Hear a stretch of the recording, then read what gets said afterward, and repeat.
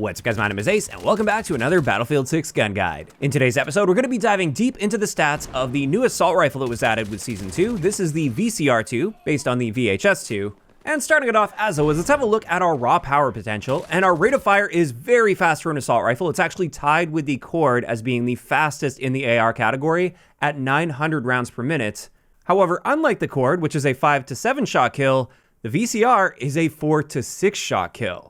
Meaning we have a very good time to kill potential up close at just 200 milliseconds, and then even at a distance beyond 75 meters, if we're hitting our shots, we're killing as fast as 333 milliseconds, which is a very fast time to kill for long range. As for headshots, without hollow point ammo, they're not particularly worth going for because you have to land 3 headshots at any range mixed in with body shots in order to reduce the number of shots to kill. And you'll see when we look at the recoil, that's generally not going to be a super good option for you. However, if you use the hollow point ammo, you can cut that down to 2 shots required mixed in with body shots to reduce the number of shots to kill, which is at least a little bit more viable. Generally speaking, I still am not a big fan of that because it just kills so fast to the body anyway. I don't see much point in taking your time to line up those headshots when you can already melt people very fast. In either case, let's move on to our damage ranges, which are just standard for an assault rifle in this game. So our first damage range drop-off, where we drop from a 4 to 5 shot kill, this will happen at 21.25 meters. And then the next drop-off point, where we drop from a 5 shot kill to a 6 shot kill, this is at 75 meters. And just taking a look at those time to kill values relative to the other assault rifles, you can see that we've got an incredible time to kill potential across the board, especially when you look at those longer ranges. It actually is tied with the TR7 as having the fastest time to kill beyond 75 meters for an assault rifle. And when it comes to long ranges, muzzle velocity is an important stat here, and the VCR-2 is noticeably better than the TR7, which is actually the worst in the assault rifle category. But in saying that, it's not like it really stands out in this area. It's still a little bit worse than average for an assault rifle, and that's something you'll have to factor in if you're trying to shoot at moving targets at longer ranges.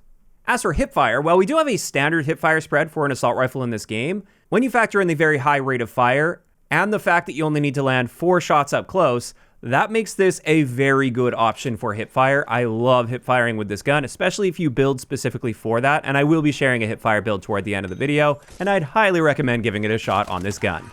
Now, so far, it's been basically all upsides for this gun. However, now let's have a look at recoil, which is a clear downside. It is a weakness with the VCR-2. While it's not as inaccurate as the TR7, it's still pretty inaccurate. It is going to be bouncing around on you quite a bit. Sometimes the horizontal recoil just really takes over as well, and it will pull super hard to the left at times. So this is something that you'll have to manage with attachments as well as very controlled tap firing and burst firing if you're stretching your ranges out. Because otherwise, if you try to go full auto beyond those closer range engagements, you're often going to find yourself shooting circles around your target.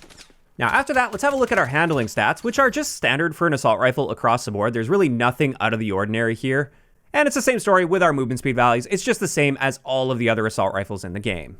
And that wraps it up for the important stats as they relate to multiplayer. However, I did want to take a brief look at REDSEC stats as well. Against 2 armor plates in Battle Royale, this gun is going to be an 8 to 11 shot kill, and we actually get quite a good time to kill potential at 467 milliseconds up close and 667 milliseconds at a distance. That's the second best time to kill value you're going to see in the assault rifle category. It's only beat by the TR7, but as we saw, this gains the advantage in velocity, recoil, and also magazine capacity relative to the TR7. So when we're specifically looking at REDSEC, I would say this is clearly a better option than the TR7. And a very good choice if you're using it as a close to mid-range weapon and you've maybe got a long-range backup in your inventory.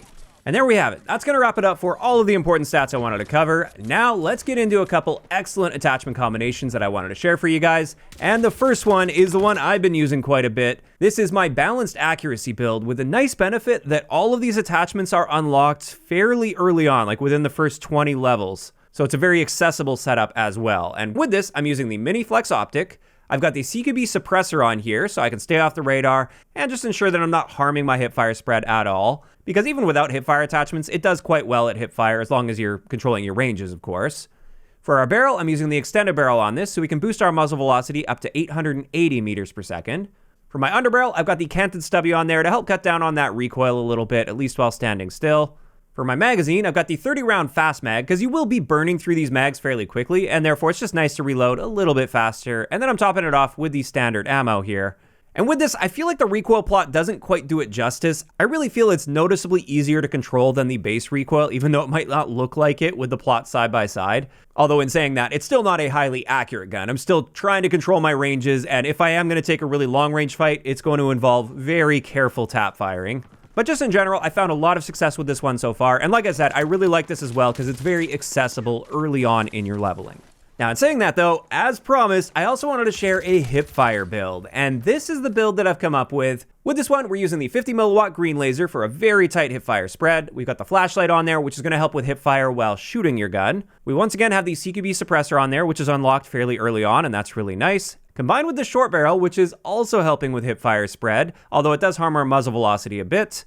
And then finally, I've got the 30 round fast mag as well as the standard ammo, and I'm also using the mini flex optic on here. One alternative here, if you don't mind using the iron sights on this, especially for a hipfire build, you could drop the mini flex optic, and instead of the 30 round fast mag, you could go with a 36 round mag with those extra points. But for me, I kind of like having that mini flex optic on there just in those situations where I'm going to have to aim down sight, because while I'm trying to hipfire in most of my engagements, there will be situations where I'll want to get aim down sight as well.